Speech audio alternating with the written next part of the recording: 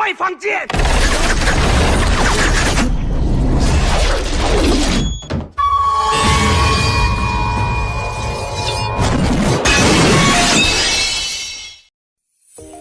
Yo, what's up guys, kembali lagi di channel Studio Film. Dan pada episode kali ini kita akan membahas sebuah film Donghua Cina yang berjudul The Legend City of Lowland. Baiklah guys, tanpa panjang lebar lagi, langsung aja kita mulai ke alur ceritanya. Namun sebelumnya, jangan lupa sub dan like-nya ya. 地魔神终于被我掌握啦！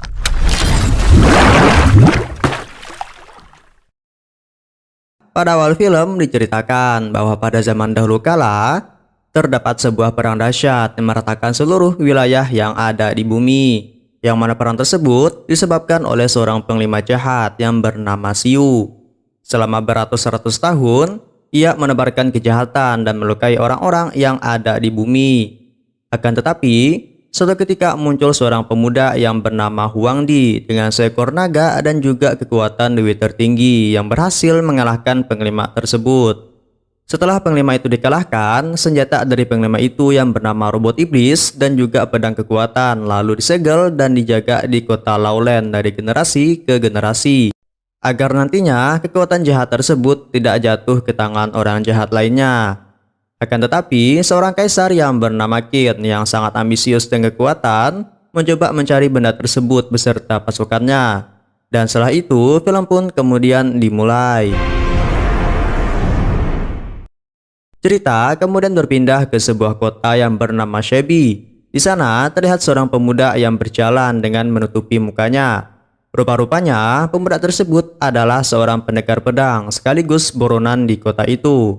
Dan by the way, nama pemuda tersebut adalah Master Genie. Scene pun lalu berpindah ke seorang anak kecil yang bernama Tianming yang sedang santai di atas pohon. Ia yang tak sengaja melihat seorang gadis dianiaya oleh pasukan Qins, kemudian mencoba untuk membantunya. Dengan menggunakan senjata buatan pamannya dan juga kecerdikan akalnya, ia berhasil menjatuhkan para pasukan tersebut. Kemudian, ketika ia pergi ke rumah pamannya, tiba-tiba saja sebuah tangan besi menangkapnya. Rupa-rupanya itu adalah alat jebakan dari pamannya untuk menjebak pasukan musuh yang sedang mengawasi rumahnya. Tianmin pun lalu diberikan oleh pamannya sebuah bola untuk dibawa ke tempat yang bernama Lowland. Pamannya juga berpesan agar bola tersebut tidak jatuh ke tangan musuh. Walaupun Tianming tidak mengetahui maksud dari pamannya, ia tetap melaksanakan tugas tersebut. Tianming lalu disembunyikan di gudang, sementara pamannya berusaha menahan pasukan musuh yang menginginkan bola tersebut. Mereka adalah bawahan dari Jenderal Qins, yaitu Putri Burung, Putri Kematian, dan juga Gong Shocho, serta robot kadalnya yang telah merusak jebakan dari paman Tianming. Karena paman Tianming bukan merupakan seorang petarung dan juga satu-satunya orang yang tahu tentang tempat Lowland, mereka pun dengan mudah menangkap dan membaca informasi dari pikirannya. Karena mereka juga membutuhkan bola besi untuk menghidupkan robot iblis di Lowland, mereka pun berusaha untuk mengambil bola itu dari tangan Tianming. Tianming yang merasa keluar kemudian berlari untuk mengamankan bola tersebut sesuai perintah pamannya. Namun sayangnya, di tengah pelariannya ia malah terjatuh dan terkepung. Untung saja si pendekar pedang Genie datang menyelamatkannya. Ia pun kemudian menyuruh Tianming untuk pergi, sementara dirinya menghajar pasukan Jenderal Qins sendirian. Dengan kemampuan berpedang serta kungfu yang sangat hebat, dengan mudah mengalahkan pasukan dari Jenderal Qins. Namun pertarungan tersebut ternyata belum berakhir. Tak lama kemudian muncul dua orang putri kematian dan juga Wei Zhuang yang langsung menyerang Genie. Rupa-rupanya Wei Zhuang sendiri adalah adik seperguruan dari Genie yang telah berkhianat dan menjadi jahat. Tak lama kemudian, Genie pun langsung diserang oleh Putri Kematian menggunakan pedang rantainya.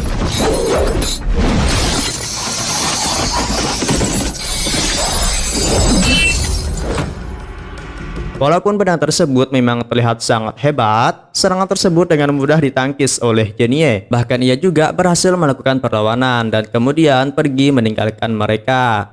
Di sisi lainnya, Tianming yang dikejar oleh Jenderal Qins mencoba menghambat gerakannya dengan melempar buah-buahan. Namun ternyata walaupun si Qins ini terlihat gendut, Rupa-rupanya ia juga sangat pandai bermain pedang, sampai-sampai ia tak menyadari bahwa Tianming telah menghilang. Dan ternyata Tianming ditolong oleh seorang pemuda yang bernama Shoyo. Namun ketika ingin pergi, diam-diam Shoyo telah mengambil bola besi dari Tianming. Mengingat bola tersebut tidak boleh jatuh ke tangan orang jahat, Tianming kemudian berusaha untuk mengambilnya, sehingga terjadilah perebutan dari bola tersebut. Namun di tengah perebutan itu, secara tiba-tiba bola tersebut berubah menjadi naga kecil atau yang diberi nama dengan Pishu.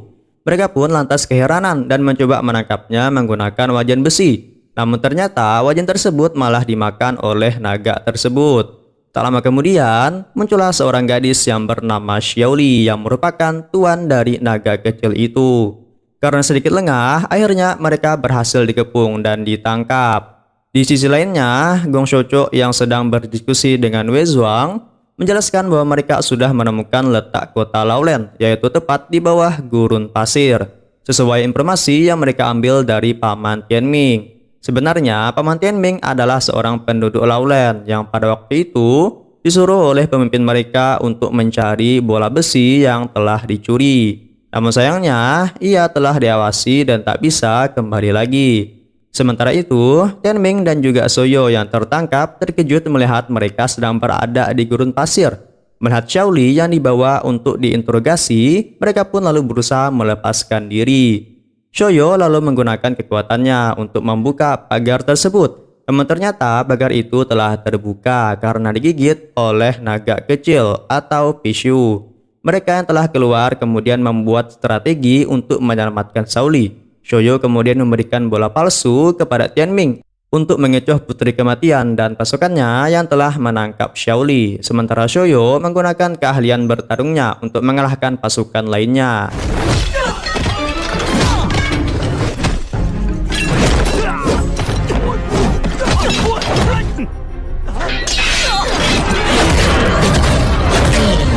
Dengan bantuan naga kecil juga, ia berhasil mempermalukan Jenderal Qin yang memimpin di sana.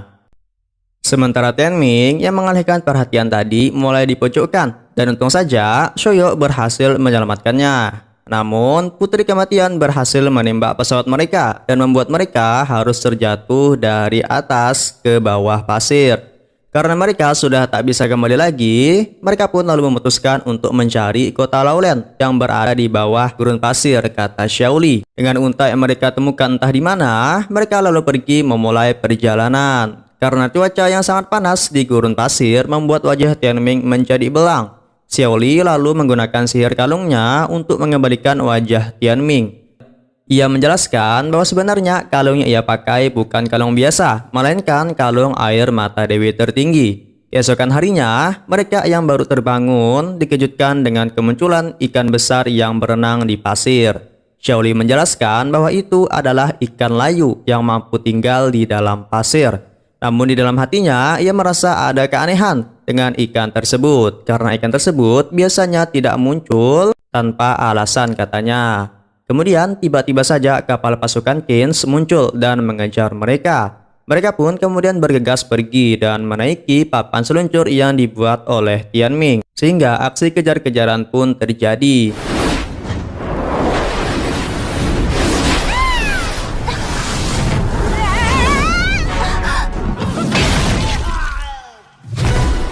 Hingga di sebuah tanjakan, mereka harus terjatuh dan hampir tertangkap. Untung saja Master Jinye datang menolong mereka. Akan tetapi beberapa saat kemudian ular pasir raksasa langsung muncul dan membuat mereka tersedot ke dalam pasir. Setelah terbangun, mereka terkejut melihat tempat tersebut. Rupa-rupanya mereka sekarang berada di kota Laolan. Mereka pun lalu ditanya oleh seorang ratu bagaimana mereka bisa sampai ke daerah sini. Mereka menjawab bahwa Xiaoli yang membawa mereka. Mendengar hal itu, sang ratu pun langsung mengurung mereka. Ternyata sebenarnya kalung Xiaoli adalah milik Xiu atau orang yang dianggap sebagai penjahat perang pada zaman dahulu. Sang ratu yang mengira Xiaoli adalah keturunan Xiu yang mencoba mengambil robot iblis kembali, kemudian ia dibawa untuk dihukum bersama dengan teman-temannya. Namun ketika upacara itu dimulai, Wei Zhuang bersama pasukannya datang untuk mengambil Dragon Soul atau bola besi yang berada di tubuh naga kecil. Master Genie kemudian berusaha menghentikan Wei Zhuang dan pasukannya. Namun sayangnya ia berhasil ditebas dan terjatuh. Sementara Xiaoli menyuruh teman-temannya untuk melompat dan bersembunyi di suatu gua yang berada di dalam air. Di sana Xiaoli menjelaskan bahwa ia bukanlah keturunan Xiu, melainkan orang yang telah dipilih Dewi tertinggi untuk menyelamatkan dunia dari kebangkitan robot iblis. Ia menjelaskan bahwa robot iblis adalah senjata yang digunakan untuk mendatangkan mimpi buruk bagi dunia, atau lebih tepatnya kehancuran bagi dunia. Diceritakan bahwa pada zaman dahulu kala, pada saat bumi mengalami bencana akibat bintang jatuh, muncul seorang pejuang yang bernama Xiu yang cukup kuat menentang para pejuang surga yang telah mendatangkan bintang jatuh ke bumi. Dengan menggunakan pedang yang dibuat oleh dewi tertinggi dari meteor yang jatuh, ia berhasil mengalahkan mereka dan membuat dunia kembali damai. Namun sayangnya, karena kekuatan pedang tersebut terlalu kuat, membuat Xiu dirasuki oleh ambisi jahat yang mengerikan, di mana ia lalu membuat 81 raksasa perunggu dan menggunakannya untuk menaklukkan dunia. Dalam penaklukan tersebut, kemudian muncul seorang pemuda yang bernama Huang Di. Dengan bantuan dewi tertinggi juga, ia berhasil menaklukkan Xiu dan memusnahkan robot perunggunya, kecuali satu robot yang terbuat dari meteor yang dikenal dengan robot iblis. Karena sang dewi tak ingin robot tersebut disalahgunakan oleh manusia, akhirnya kunci kekuatan dari robot itu kemudian dipindah ke Dragon Soul yang disimpan di dalam tubuh anak naga yang bernama Fishu. Di sisi lainnya, Gong Xiuqiu yang telah berhasil mengambil Dragon Soul dari Fishu kemudian masuk ke ruangan robot iblis untuk mengambil pedang kekuatan bersama dengan Wei Zhuang. Setelah berhasil menaklukkan pedang tersebut, mereka pun lalu memasukkan Dragon Soul itu ke tubuh robot iblis dan membangkitkannya. Sementara Xiaoli bersama temannya yang ingin menghentikan robot iblis kemudian pergi menyusup ke tubuh robot iblis itu.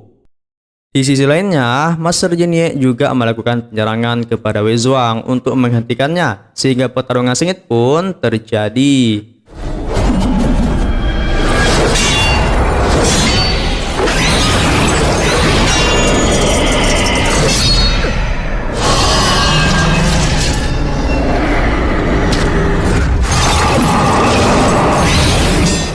Sementara itu, Xiaoli yang sudah sampai di pusat kendali menjelaskan kepada temannya untuk menghentikan robot iblis ini harus mengambil Dragon Soul kembali. Namun masalahnya, Dragon Soul tersebut terletak di atas lapai membara. Dan juga pintu gerbang yang harus dibuka dengan teka-teki. Akan tetapi, untung saja dengan kecerdikan Tianming, hal itu dapat diatasi dengan mudah. Setelah gerbang itu terbuka, Xiaoyu dan juga Xiaoli langsung melompat ke sana, sedangkan Tianming menahan Gong Xiuqiu agar tidak mengganggunya.